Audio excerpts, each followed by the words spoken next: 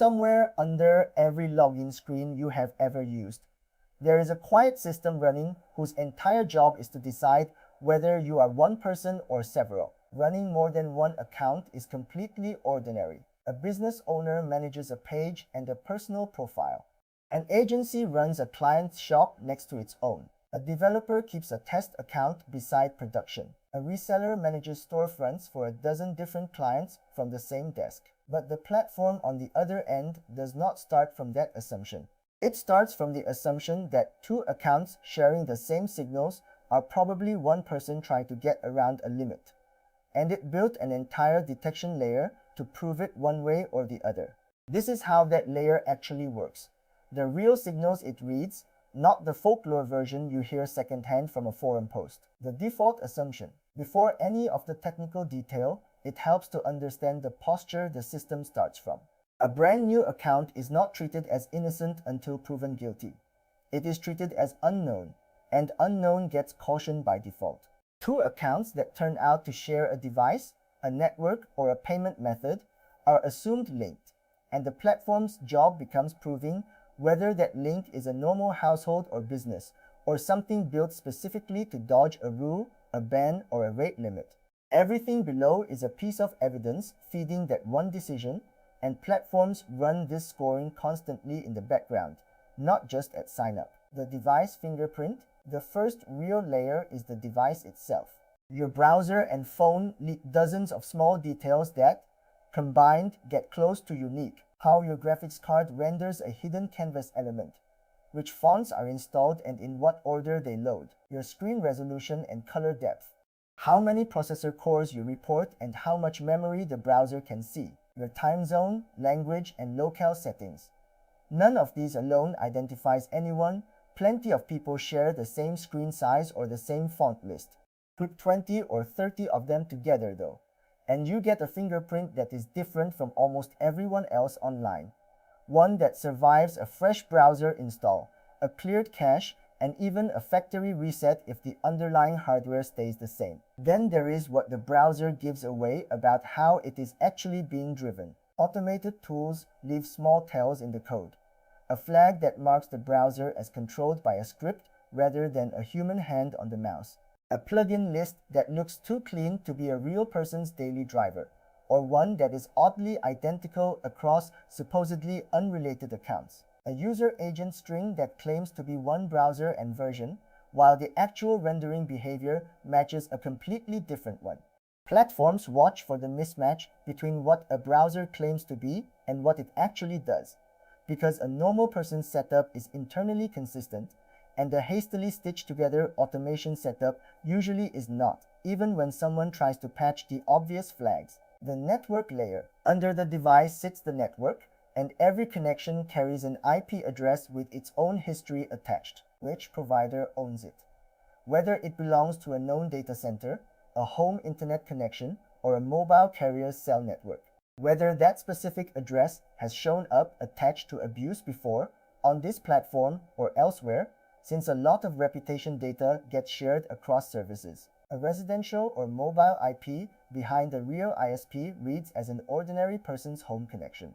A block of addresses that all belong to one hosting company, all requesting the same kind of pages in the same rhythm, reads as a farm, whether or not it actually is one, simply because that pattern almost never comes from real households. Cookies that outlive cookies. Clearing your cookies used to be enough to look like a brand new visitor. It isn't anymore. Modern tracking leans on storage that survives a normal cookie wipe.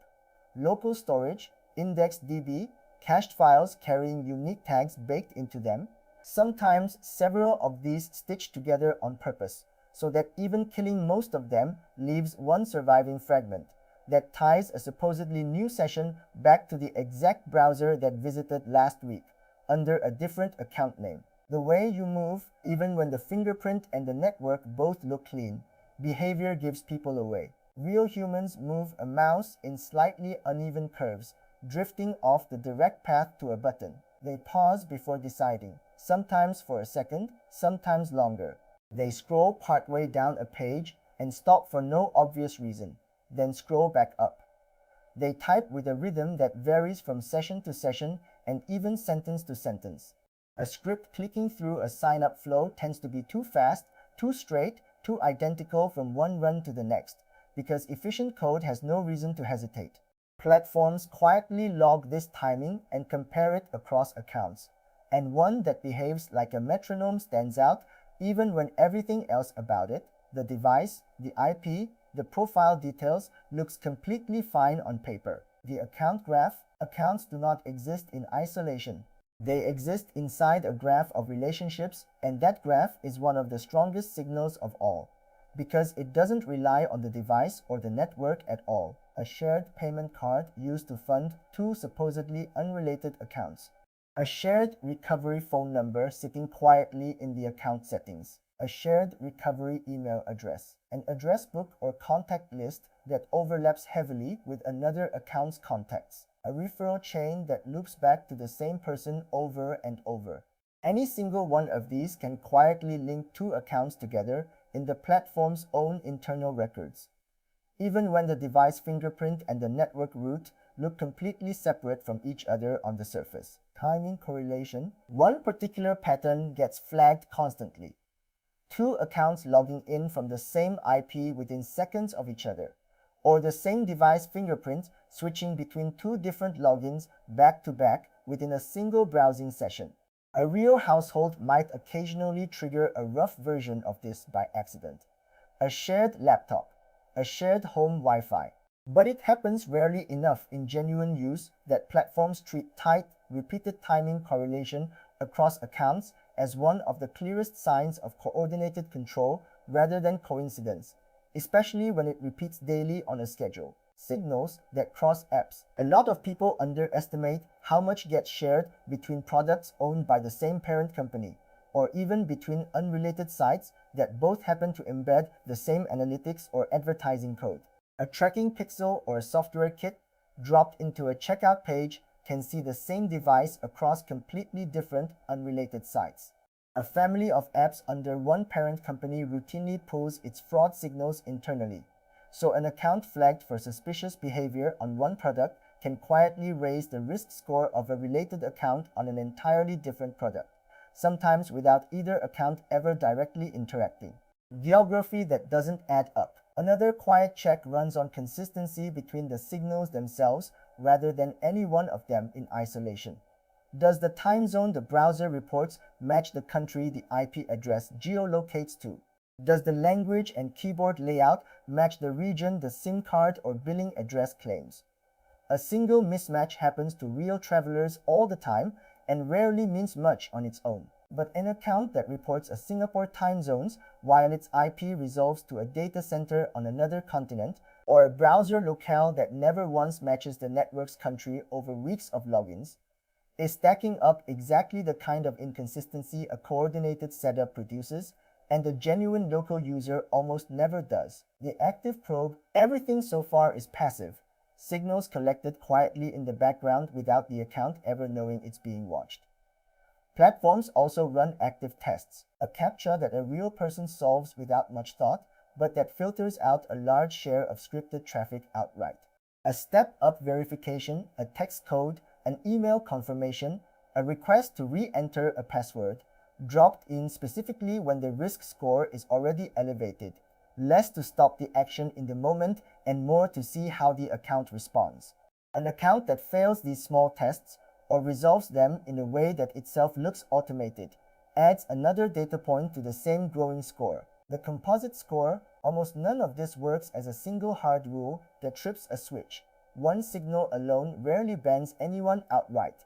What actually happens behind the scenes is a weighted score, dozens of these signals combined into a single number that estimates how likely an account is to be linked to risky or coordinated activity. Cross a certain threshold and you don't necessarily get banned immediately.